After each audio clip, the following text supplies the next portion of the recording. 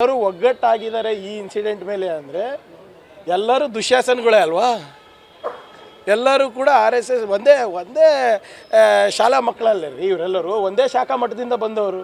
ಇದರಲ್ಲಿ ಆಶ್ಚರ್ಯ ಏನಿದೆ?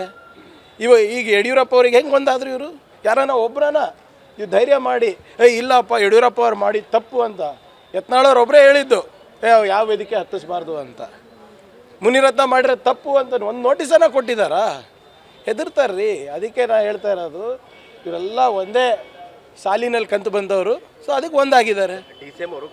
ಎಲ್ಲರೂ ಒಗ್ಗಟ್ಟಾಗಿದ್ದಾರೆ ಈ ಇನ್ಸಿಡೆಂಟ್ ಮೇಲೆ ಅಂದರೆ ಎಲ್ಲರೂ ದುಶ್ಯಾಸನಗಳೇ ಅಲ್ವಾ. ಎಲ್ಲರೂ ಕೂಡ RSS ಒಂದೇ ಶಾಲಾ ಮಕ್ಕಳಲ್ಲೇ ರೀ ಇವರೆಲ್ಲರೂ ಒಂದೇ ಶಾಖಾ ಮಠದಿಂದ ಬಂದವರು. ಇದರಲ್ಲಿ ಆಶ್ಚರ್ಯ ಏನಿದೆ?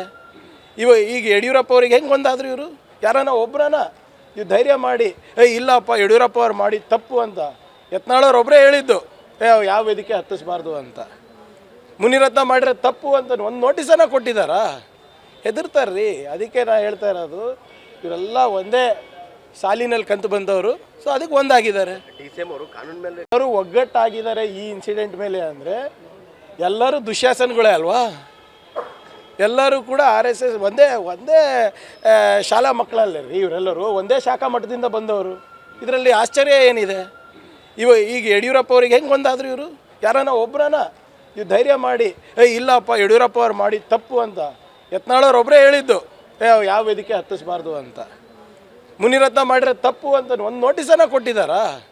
ಹೆದರ್ತಾರ್ರಿ. ಅದಕ್ಕೆ ನಾ ಹೇಳ್ತಾ ಇರೋದು ಇವರೆಲ್ಲ ಒಂದೇ ಸಾಲಿನಲ್ಲಿ ಕಂತು ಬಂದವರು. ಸೊ ಅದಕ್ಕೆ ಒಂದಾಗಿದ್ದಾರೆ.